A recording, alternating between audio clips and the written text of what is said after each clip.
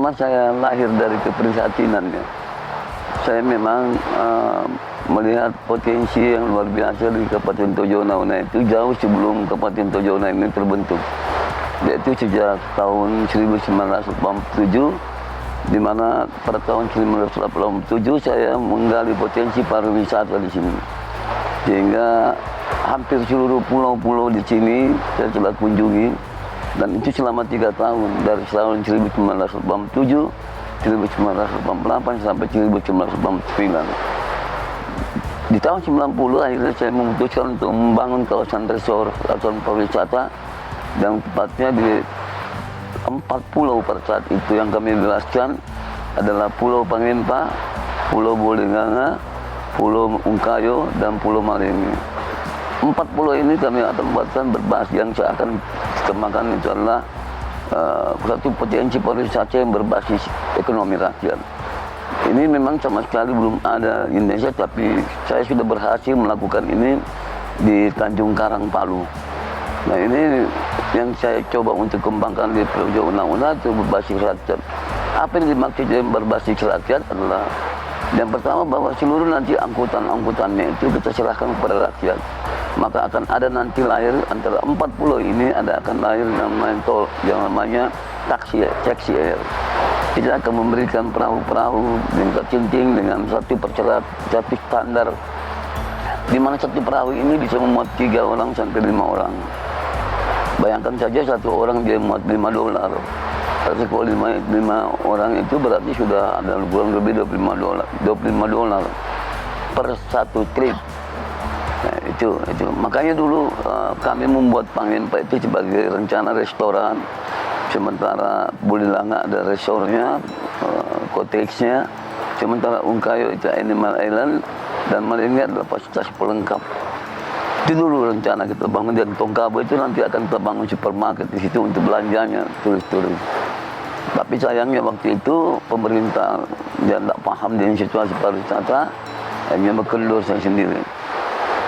Di tahun 2003 sejak Kabupaten Tojo Una ini diresmikan, saya lah orang pertama pemerhati karena saya melihat potensi luar biasa. Maka tidak tanggung-tanggung dari tahun 2003 itu saya membantu Tojo Una. Dulu ada namanya perbandingan antara anggaran pusat dan daerah, yaitu disitulah kita membantu Tojo Una itu dari 50 sampai 100 miliar. Kalau daerah-daerah lain karena pada saat itu bupatinya sangat komunikasi, yaitu Padamsik, maka akhirnya ya itulah yang terjadi. Padamsik bisa membangun jalur 2, 30 ruas jalan. Kita lihat masanya Padamsik bisa membangun lapangan terbang, bisa membangun pelabuhan feri, dan bisa membangun pelabuhan laut.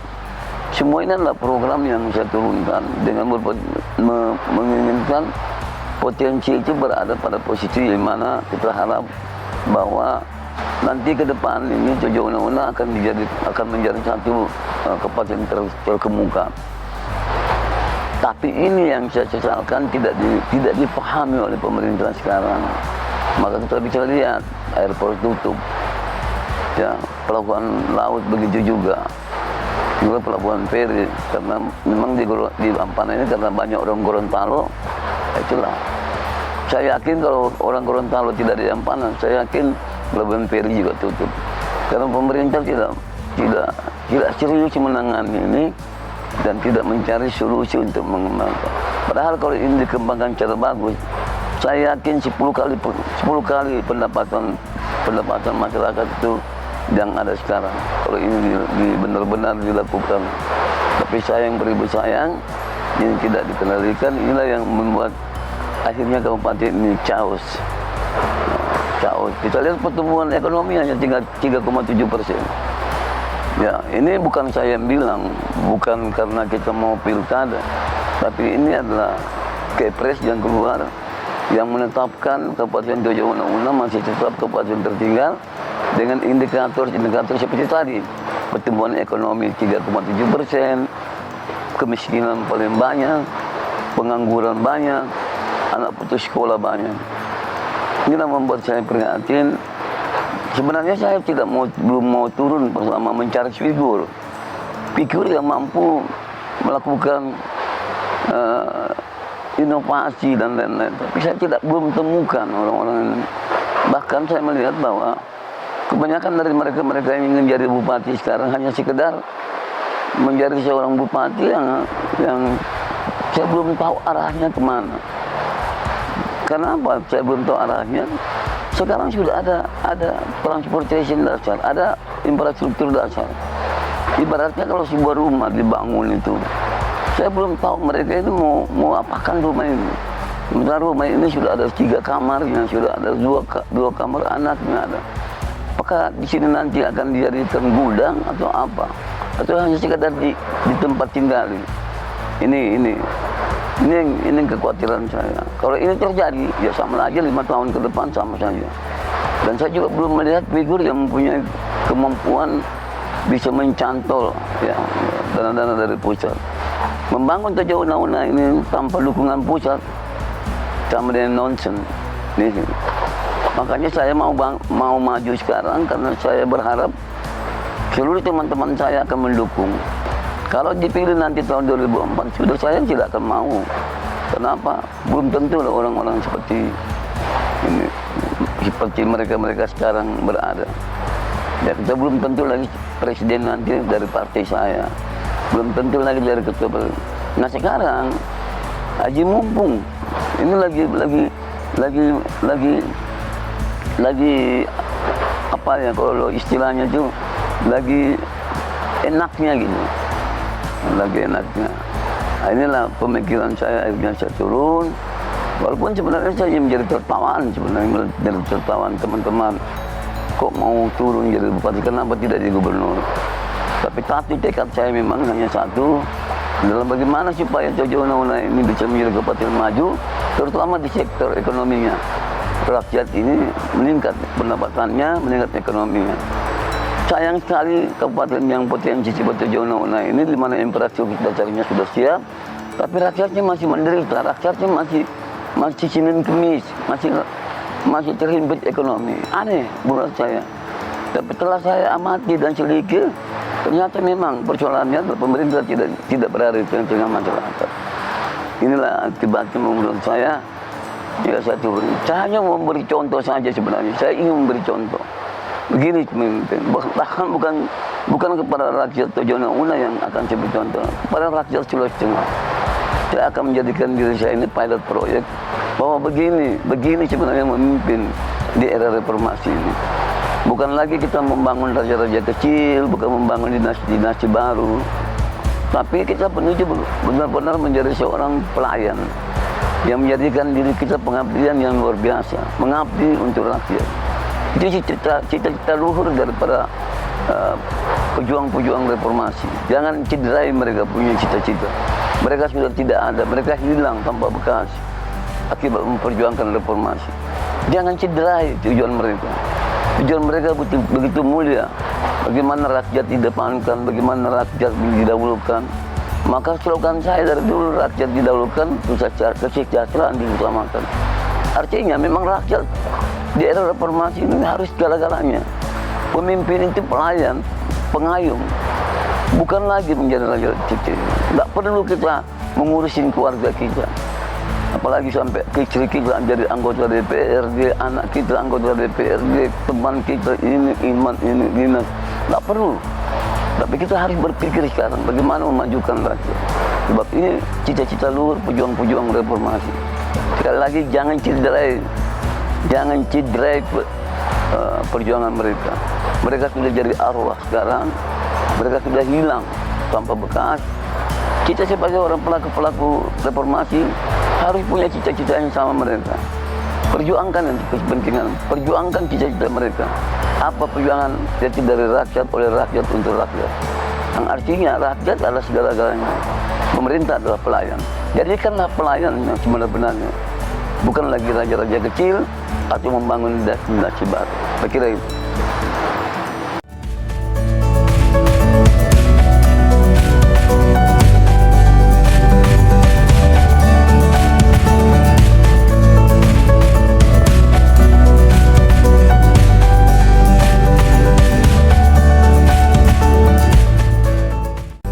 Saya kira yang pertama ini modal dasar. Kalau masyarakatnya itu masih mencintai agamanya, mencintai sesamanya, apalagi mereka masih seorang yang mempercaya kepada kepercayaan, ini modal pertama. Modal pertama itu, inilah menurut saya sangat mudah mereka diberi pengertian, sangat mudah mereka diberi satu program yang betul-betul bisa bermanfaat. Karena kalau sudah tidak mempercayai Tuhan, tidak mempercayai dan lain-lain, ini saya agak sulit memang. Nah, masyarakat Kabupaten Tojo Unauna kita tahu religi, sangat religi, sangat fanatik agama. Dan inilah cita-cita saya nanti akan menjadikan kabupaten yang termaju di Sulawesi. Nanti lihat, 5 tahun ke depan Kabupaten Tojo Unauna akan melejit maju. Karena jujur saja, karena dasar modal mereka ini mempunyai satu kepercayaan kepada Allah yang begitu bagus, sehingga inilah yang saya akan bentuk kabupaten ini menjadi kabupaten yang religius, modern dan destination. Artinya supaya tujuan kita menjadikan religius ada 2 sasaran, satu sasaran dan satu targetnya. Kita tahu sasarannya adalah yang beriman semakin beriman, yang belum beriman makin akan beriman. Dengan beriman seseorang, dia akan mampu melakukan semacam etos kerja yang lebih bagus ketimbang orang-orang yang tidak mempunyai kepercayaan sama sekali. Nah, inilah yang kita garap, saya akan garap ini untuk menjadikan masyarakat Tojo Unauna akan lebih beriman dan akan lebih mapan hidupnya dari sektor ekonomi. Nah, ini yang saya harapkan. Dengan memperkenalkan kata religius, itu kita hanya membuat satu sasaran. Apa sasarannya? Apa targetnya adalah Islam Development Bank. Dengan kita menjadikan Kabupaten Tojo Unauna yang memang masyarakatnya sudah religius, dengan mudah kita lakukan langkah untuk menjadikan mereka lebih religius. Ini sangat membuat ketertarikan daripada Islam Development Bank. Nah, inilah sebenarnya target saya, supaya Islam Development Bank akan meluncurkan dana. Dengan dana inilah nanti kita pakai membangun sarana personal untuk menguatkan iman. Dan itu saja, bukan saja pengalaman saya di Jombang dengan Pasuruan. Ini yang namanya Islam Development Bank bukan saja menurunkan untuk penguatan dari Islam, mereka juga menurunkan infrastruktur seperti perbaikan kampung, perbaikan ini, itu mereka turunkan. Itu target memang. Saya kira itu kalau dari segi mereka ini masih mempunyai kepercayaan kepada Allah yang luar biasa, mereka masih orang taat beragama dan rajin, cerdas. Ini modal, menurut saya modal dasar yang bisa kita percepat pembangunan sini. Karena kita punya potensi yang luar biasa. Kita punya potensi pertanian, potensi kelautan, potensi pariwisata. 3 ini saja saya fokuskan untuk membawa melejit. Ya.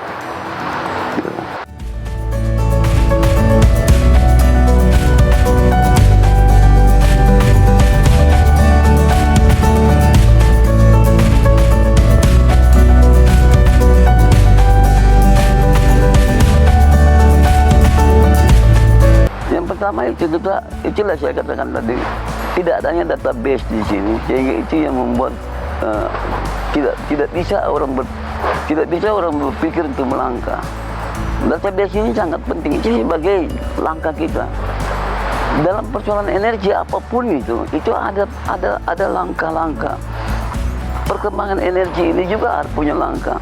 Konsumen punya perkembangan, energi juga harus punya perkembangan. Jangan konsumen berjalan punya berkembang, sementara energi begitu saja.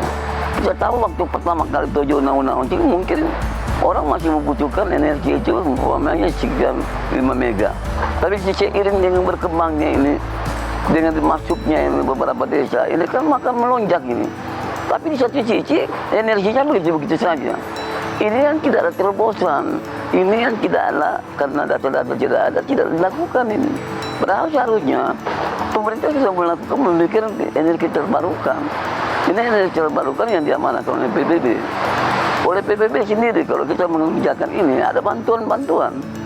baik ini energi terbarukan. Saya kira dengan pertanyaan kemarin saya fokus ada dua di sini, yaitu energi matahari dengan energi angin.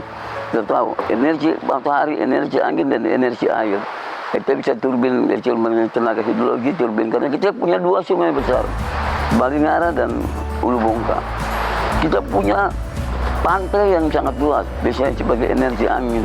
Kita punya tanah yang luas, bisa sebagai energi matahari. Kenapa ini tidak dimanfaatkan? Sehingga untuk daerah Ampana nanti ini kita akan coba untuk sebagai energi angin, karena di beberapa tempat di pegunungan ini kecepatan angin di atas 40. Kecepatan angin di sini rata-rata 40 knot dan itu stabil. Cuma malam dia turun bisa sampai 20 knot tapi stabil. Coba bayangkan, sudah turun dia masih stabil. Kalau siang pagi kecepatannya bisa 40 knot ke atas. Ini memungkinkan untuk bisa menjadi energi terbarukan.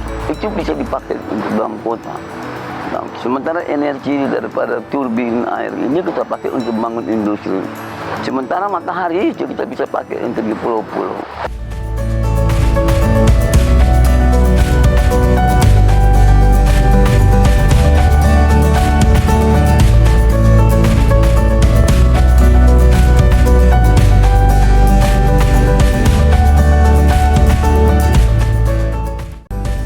Saya kira inilah yang paling merugikan masyarakat. Kita tahu dengan mati-matinya lampu sangat ini akan membuat kerusakan di milik masyarakat, elektronik masyarakat.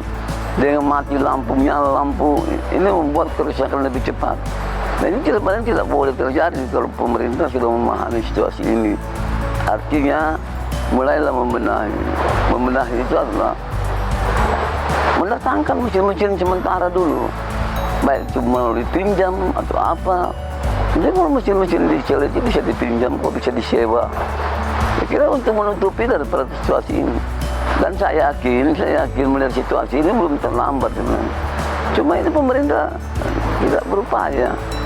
Padahal ini adalah merupakan tanggung jawab pemerintah untuk bisa bagaimana masyarakat tidak merasa rugi.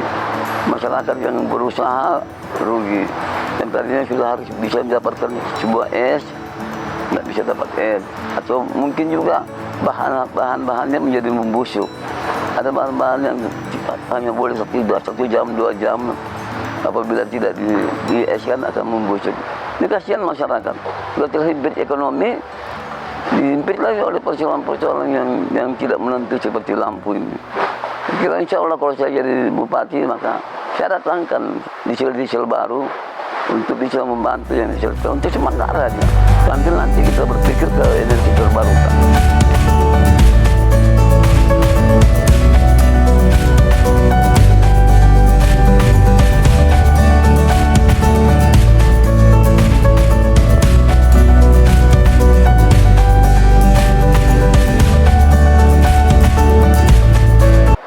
Saya kira saya orang lain yang merasa sehat. Saya juga jadi heran kok saya dibilang sakit-sakit. Padahal saya bekerja dalam satu hari itu ada kurang lebih 18 jam.